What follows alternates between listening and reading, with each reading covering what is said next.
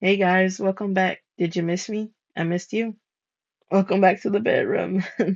Before I finish up my spooky stories, I just ask that you please go and check out part one. And don't forget to like and subscribe if you enjoyed my storytelling. Okay, so let's get right back into it. Another story that I had on my mind is an instance in high school. Now, for a long time growing up, I didn't think that much of myself in terms of my appearance. I was told that I was cute by friends and family, sure, but I didn't feel cute. Again, like I mentioned in part one, I was a pretty shy kid. I lacked social skills and missed social cues often. I was overweight and I got bullied a lot when I was in the school system. It also didn't help that I had no love for myself, both internally and externally. And with that negative mindset and repeated behavior from bullies, it made me think that everybody secretly felt the same way I felt about myself. I even thought my friends and family felt that way too. I really felt like the world was against me, so how could somebody ever love me, much less have a crush on me? That was a foreign concept to me, an impossibility. I mean, I'd never been in a romantic relationship before when so many of my other peers had, so I thought, how could that even be possible? Even just a hint of someone showing interest. I'd either be completely blind to it or I'd immediately feel threatened and write it off as bullying behavior. Like when someone gets their friend to go over to you and be like, hey, so and so likes you, like in a mocking way. I guess that kind of fucked me over now with me missing signs and signals of attraction. But I think if it's meant to happen, it'll happen, regardless of my ignorance. Or, the guy can just rip off the band aid and be direct and straight up tell me he likes me. Then I'll know for sure. And that sort of happened with the guy in high school who had a crush on me, but not without being creepy first. So this guy, right? He was on the football team, I knew, but I never remembered his name. I think we may have taken a class or two together, but that was about it. He had a crush on me for I don't know how long. But then one day, not just I found out, but the whole school. I think this happened between classes during lunchtime. I was at the end of one of many hallways in my high school, at the spot where me and my friends would usually hang out for that school year. I was alone at first until I saw two of my friends rushing over to me with their phones in hand. They then told me how this guy has a crush on me and that he posted a picture of me up on his Facebook page. I didn't have a Facebook or really any socials at the time, so I wouldn't have known about it unless somebody told me, which my friends did. And pretty much everybody was friends with everybody on Facebook in my school, or at least mutuals. Because I don't think my friends were friends with that guy, but yeah, he must have had his page on public. But yeah, anyways, they showed me the pictures on their phones, and sure enough, yep, I was right there, centered and laughing and chatting with my friends at the lunch table, completely unaware that someone was taking a secret photo of me. Under the photo, he wrote some stuff about how cute he thought I was and other things like that. Aside from the creepiness of taking non-consensual photos of somebody, which is an aspect I completely ignored because of course I did. Instead of seeing it as some guy that had a genuine crush on me, I seen it as some big joke that somebody was playing on me. I felt really embarrassed and I took offense to it. And soon after my two friends showed me the Facebook post, the guy found us and came walking up to me and asked me if I liked him. I quickly dismissed him and said no, and he left. And just as fast, he deleted the post. As my friends reassured me and showed me, I felt very relieved. So yeah, I was not kidding when I said I had paparazzi on me in part one. And my friends even did it too to me. Though I'd usually be right in front of them when they took pictures of me, but still. I ain't given permission to do all of that. And then sometimes they'd go and post the pictures too, like, really? Or they'd snap me at a crazy angle when I'm not even looking at the camera. And I ask them to delete it, and they say no. That's happened before too, more than once. Even in front of a crowd when I call them out. And everybody would just key, because I'm like, delete it. But I'm for real. Delete that shit. Delete it now. Anyways, back to the topic at hand. I've told you about some creepy stuff that happened offline, but a lot of creepy things have happened online too. Like how one time not too long after I had first joined Facebook, I got a friend request from a sugar daddy. And I knew he was a sugar daddy too, based off his bio and his profile picture and the woman he followed. And I know there's all kinds of people on Facebook, but I was shook. I ain't trying to become nobody's sugar baby. I deleted his request and told my friend group and our group chat about it, but they pretty much gave me a it is what it is type of response back to that. Then, several years later on Instagram, a random guy hit me up in my DMs talking about some, hey, beautiful. I ignored it at first. But then every other day, I'd get that type of message from him, trying to start a conversation with me. Also, I just assumed it was a guy, which I was correct about, but it was one of those spooky profiles where their profile picture is just black darkness and they have no post or anything on their page. And I'm starting to get pretty tired of this guy messaging me. Though I noticed we had a mutual friend, which happened to be one of my friends from the friend group. So I shot my friend a text and I screenshot the DMs and the profile and I was like, who the fuck is this? And then it was like, oh, that's so and so. He's bi. He's a hoe. Block him. Now I don't know why he included that he was bi. For context, my friend's gay and I'm straight. But yeah, that just makes me think about that whole stereotype about bi people, that they're hoes. But honestly though, if I was bi, then I'd probably be the same way. That's double the options, double the fun, you know. But anyways, y'all, my friend said block him. I said say less. Cook. Ain't nobody got time for that. And that was that. I had something similar happen again on Instagram, but it didn't last as long. Instead of a spooky black blank profile, I think he had like two pictures and a video on his page, but he had one of those anime profile pictures, which isn't much better than the black profile pictures, but yeah. Even though the pictures were pretty low quality, I was able to figure out that he was some guy from college who, yeah, I think was also part of that college program that I was in too, though I hardly ever would see him around. The funny thing is, though, I tried to be friendly with him before, but he brushed me off. Why? Because he was another guy just after my female friend. Yes, that same female friend that I keep mentioning in all my other story times. Yeah, I don't have that many friends. Because I'm an exclusive celebrity, of course. And a penguin too, don't you forget that. But yeah, again, she wasn't romantically interested in this guy either. And I guess he eventually thought about me again and found out my name or whatever and tried messaging me online. I ignored him and he eventually buzzed off. I don't remember blocking him, so yeah, I think he just stopped on his own.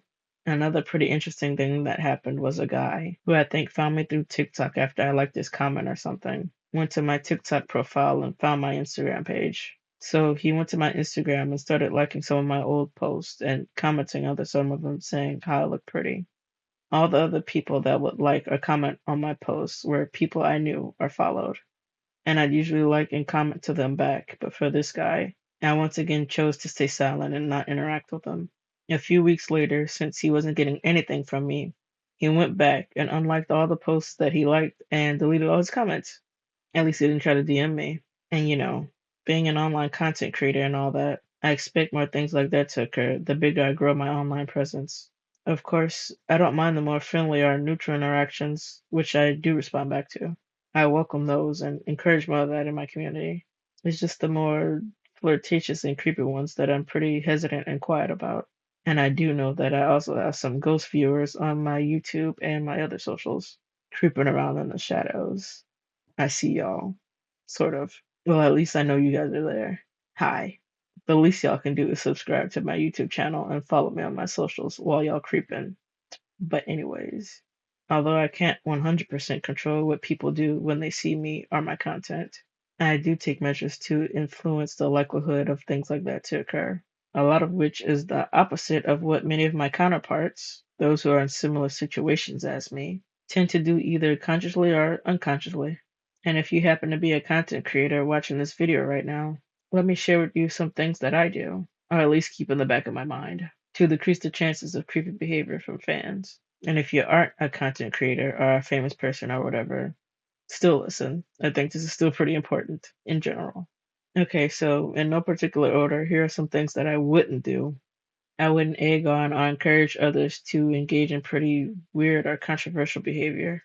And by this, I mean doing or saying things you wouldn't normally say or do otherwise if there wasn't an audience in front of you. Like, for instance, this man I know, I will not say his name, but there are many like him out there, who is also a content creator who I'm pretty sure watches my videos and may be watching this video right now. So, hi, I'm talking to you right now. I'm gonna pick on you for a sec, okay? So it's sort of his brand, you could say, to be more of an edgy type of guy, at least as his online persona, anyways. Offline, I'm quite certain he's a lot more meek than he lets on. It's a whole nother story for his online self, though. It's pretty common for him to say some pretty raunchy things and act in a particular kind of way. He also has partaken in some pretty controversial things in the past, and consequently, the majority of his fan base mirrors this behavior, thinking that he's actually like that in real life. 24/7, 365, and that he would like if they behaved in that manner too. Except some of his fans go way over the top and do way too much, or just say some very crazy things to him, again, thinking he'll resonate with it. I can tell you right now, though, if he were to meet his average fan in real life, I don't think he'd want to.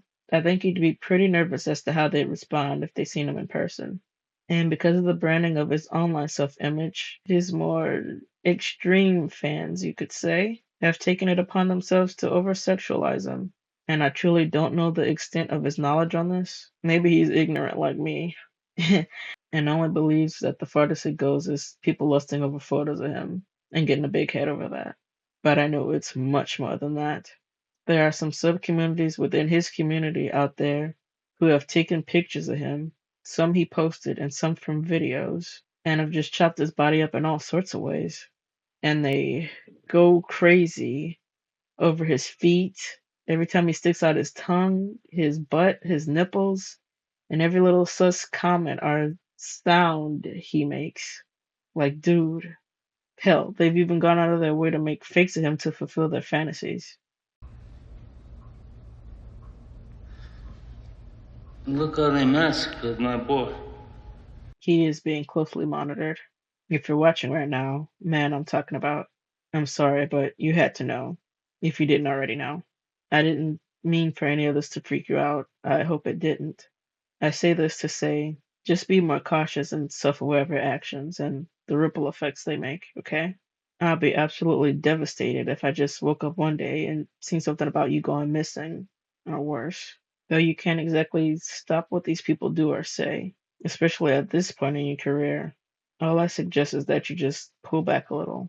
I'm not saying to completely rebrand yourself or anything, which would probably be a horrible idea since you'd lose your own unique flair, but just try to find more of a balance in the way you do your online persona. Another thing I'd say not to do is get a big head or a big ego over being famous and the like. Avoid developing a god complex. There are more men I know who are like this. Not only does it give a sense of entitlement, but it disconnects you from your audience. People like this commonly also abuse their power and turn their audience more into like a cult. And with cults, yeah, usually there's some creepy behavior that comes with that too. Their fans, to them, are seen more like a means to an end. They are dehumanized and could be seen as a nuisance when they try to express their admiration towards them when they weren't asking for it or just aren't in the mood to hear it. So yeah, just see and treat other people as your equals. Don't see them as below you and treat them as nobodies or as things. Just be a good role model to your fans, especially if the majority, or at least a good percentage of them, are kids. Be wary of the things you say or do, online and offline, especially if you start to disclose more personal information. As a good rule of thumb to this, just don't overshare. And in general, to avoid creeps, pay attention to your surroundings. Stick to the crowd. If you have things to do outside of the home, try to get everything done during the day. And always let at least one person know where you're going. If you feel like you're being followed by a car and you're in a car, drive in a square to see if they're following you. If you do think that you're being followed, either by car or by foot, don't go home or to an isolated area. Stay in public, get somewhere safe, and call the police. And be able to defend yourself in some way, which could be learning self defense techniques or becoming licensed to carry and conceal carry. If you're forced to shoot and your life isn't in immediate danger, be sure to fire non lethal shots and use as little bullets as possible since the aim is to escape, not to wound. Or you can arm yourself with other self defense tools like pepper spray, a taser, a small blade, and or a whistle to get the attention of others nearby. Keys could also be used as a weapon if you stick one in between each finger and, like Wolverine, use them to claw your assailant. Lastly, please be aware of resources in your area, both locally and nationally, that assist with stalking and unwanted behavior. If you have had a traumatic experience in relation to any of this, please seek therapy and or join a support group and connect with others who have gone through similar experiences as you. Okay, the ending got kind of heavy, kind of serious, but I just want you all to be safe. I'll even list a couple of resources in the description if need be. Thank you for watching my story time, and I'll see you guys in my next video. I love y'all, and I'm praying for all our safety and well being, and that we get the right eyes on us, which is something I kind of forgot to mention. Yeah, there's the creeps out there, but then there's also like people that you do want to see you, people that can like change your life or something, you know? Like for me, for instance, I got Sylvester Stallone. Well, sort of. If you've been keeping up, as mentioned in part one, he's seen me. He likes me. Well, he likes the comment that I sent on Instagram. Who's to say I don't end up becoming friends with him, and then we link up, and then boom, we make a freaking movie together, or I start in a movie with them. You know, like you never know, guys. But yeah, right eyes. Let's get the right eyes on us, guys. Bye bye. Or or as my future friend Sly Stallone likes to say, keep punching. Punch out the creeps, guys. Bye.